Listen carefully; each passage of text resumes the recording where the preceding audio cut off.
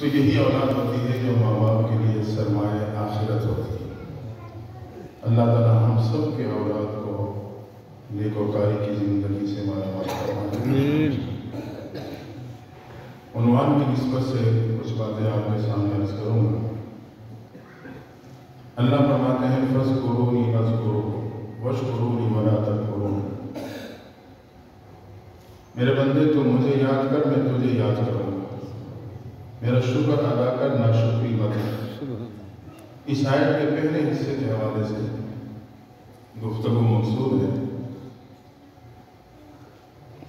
معلوم ہوا کہ اللہ اپنے بندے سے محبت کرتا ہے۔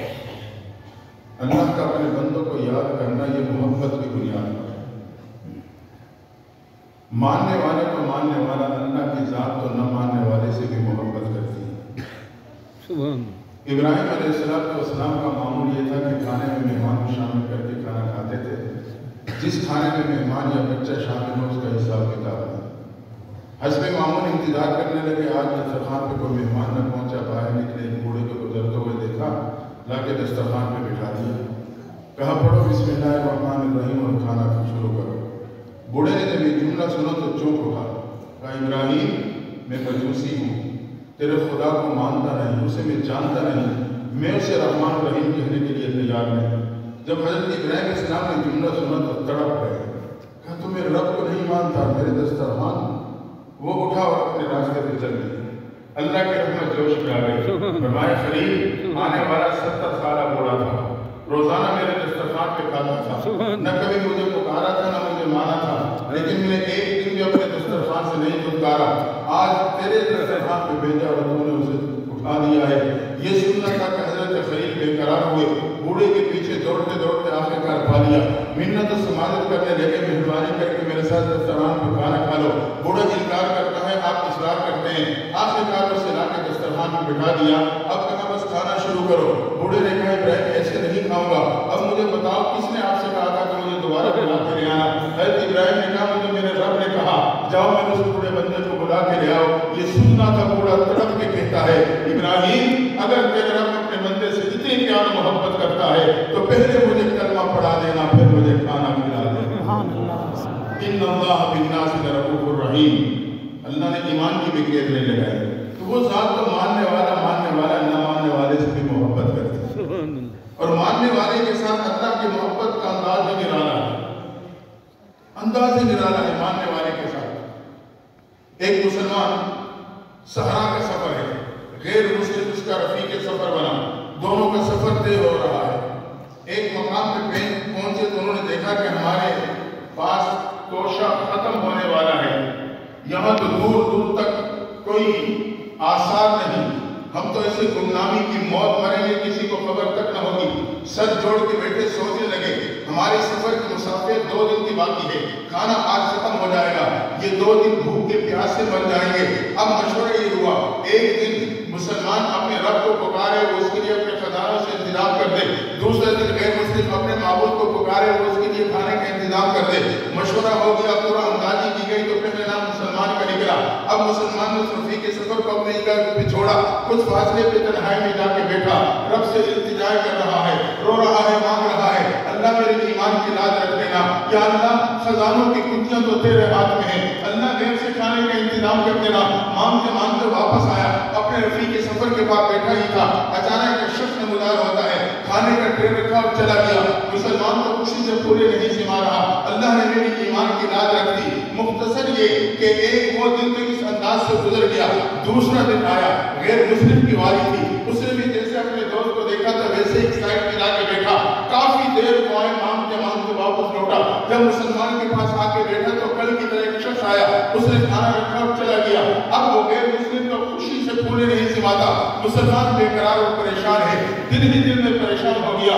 اللہ میں نے تجھے پکارا، تو نے کھانے کا انتظام کر دیا، اس نے اپنے معبود کو پکارا، اس نے کھانے کا انتظام کر دیا، میری ایمان کی حقانیت اس میں ثابت نہ ہو سکی کہ اللہ میں تجھے ماننے والا، یہ تیرے سے انکار کرنے والا۔ مختصر یہ دوست کہتا ہے کھانا کھا، اب اسے کھانے کی بھوک تو ہے لیکن طبیعت نہیں چاہ رہی، بے قرار ہے، یہ انکار کرتا ہے، دوست اصرار کرتا ہے۔ آخر غیر مسلم نے کہا دوست کھانا کھا، میں تجھے خوشخبری سناؤں گا۔ اس نے کہا پہلے سنا پھر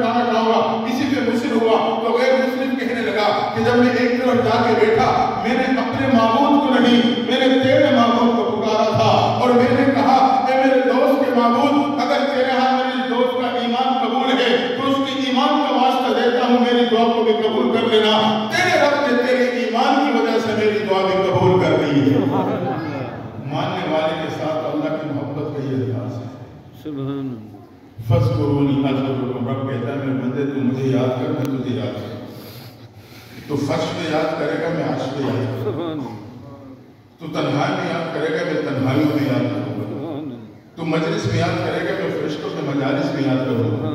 فذکرونی اذکرکم، ایک مفہوم یہ اللہ کہتا ہے میرے بندے اگر تو راحت و سکون کے لمحات میں مجھے یاد کرے گا تو میں زحمت کے لمحات میں تجھے یاد رکھوں گا. اگر تم نے راحت میں مجھے یاد کیا تو میں زحمت میں تجھے یاد کروں گا. ایک خاتون کے بارے میں آتا ہے، خاون کا انتقال ہو گیا، دودھ بھی جب تک گود میں ہے، عزیزوں کے ہاں جانا پڑا. راستہ کچھ جنگل سے ہوتا ہوا گزرتا تھا. بچے کو اٹھایا، چل پڑی. جب جنگل کے راستے پہ چلی تو کیا دیکھا، دور سے بھیڑیا دوڑتا ہوا آیا. کچھ لمحے بعد اس نے محسوس کیا کہ لوگ میری طرف ہیں. اب یہ دوڑی، جب دوڑی پریشان ہو کے بچہ ہاتھ سے چھوٹ کے گر گیا. اتنے میں بھیڑیے نے لپک کے اس بچے کو اپنے منہ میں اٹھایا اور سیدھا دوڑ پڑا. اب ماں ہے اپنے آنکھوں سے اپنے نفس جگر کو موت کے منہ کا نوالہ بنتے ہوئے دیکھ رہے. لیکن اس سے قبل یہ بات ذہن رکھنا کہ یہ خاتون اس کو اپنی چھت نصیب تھی، گھر نصیب تھا، لیکن فقر و فاقہ کا شکار تھا. ذاتی چھت نصیب ہو تو زندگی اطمینان کی گزرتی، چٹنی سے بھی کھا لے تب بھی اس کی زندگی مطمئن ہوتی. فقر و فاقہ کی شکار تھا. ایک دن بھوک کی شدت ہے، کھانے کی قلت ہے، چند نوالے پڑے تھے، وہ اٹھا کے اپنے سامنے رکھے. ابھی نوالا بنا کے کھانے ہی لگی تھی کہ دروازے پہ ایک صدا لگانے والے نے صدا لگا دی، اللہ کے نام پہ دے دو. اس نے اپنے منہ کے نوالے اٹھائے، اللہ کے نام پہ مانگنے والے کے ہاتھوں میں دے دیے. وقت کو صبر سے گزارا. مختلف چند دن بعد رشتہ داروں کے یہاں جانا پڑا. جنگل پہ راستے پہ چلی تو بھیڑیا اسی انداز سے آیا، بچہ ہاتھ سے چھوٹا، اس نے اٹھایا منہ میں اور سیدھا دوڑ پڑا. ماں اپنے کانوں سے اپنے آنکھوں سے دیکھ رہی ہے میرا بچہ موت کے منہ کا نوالہ بن چکا. تڑپ گئی، رب سے پکار رہی ہے، اللہ میرے بچے کو موت کے منہ سے بچا لینا، میرے بچے کو موت کے منہ کا نوالہ نہ بنانا، یا اللہ میرے گود میں لوٹا دینا. بے قرار ہے، بے سہارا ہے. اب بھیڑیا تیزی کے ساتھ سیدھ میں دوڑ رہا تھا کہ اچانک اسی سیدھ میں درخت سے نوجوان نے چھلانگ لگائی. بھیڑیے نے جب اچانک انسان کو پایا تو راستہ بدلنے کے لیے جیسے پلٹا، بچہ منہ سے چھوٹ کے گر گیا. بھیڑیا تو آگے نکلا، اس نوجوان نے آگے بڑھ کے بچہ اٹھایا، قدموں کو پلٹا، ماں کے پاس آ کے اس کی گود میں لوٹا کے جانے لگا. ماں نے کہا بیٹا تو انسان نہیں، میرے لیے رحمت کا فرشتہ بن کے آیا ہے. اس نے قدم روک کے کہا ہاں میں واقعی انسان نہیں ہوں، میں رحمت کا فرشتہ ہوں، اللہ نے تیری مدد کے لیے بھیجا ہے. ایک دن تو راحت و سکون کے لمحات میں تھی، تو راحت و سکون کے لمحات میں تھی، تو نے اللہ کو یاد کرتے ہوئے اپنے منہ کے نوالے اللہ کے نام پہ مانگنے والوں کے ہاتھوں میں دے دیے تھے. اللہ نے زحمت کے لمحات میں تجھے یاد کرتے ہوئے موت کے منہ کا نوالہ تیرے گود میں لوٹا دیا. فذکرونی اذکرکم، میرے بندے راحت میں یاد کرے گا تو زحمت میں یاد کرے گا.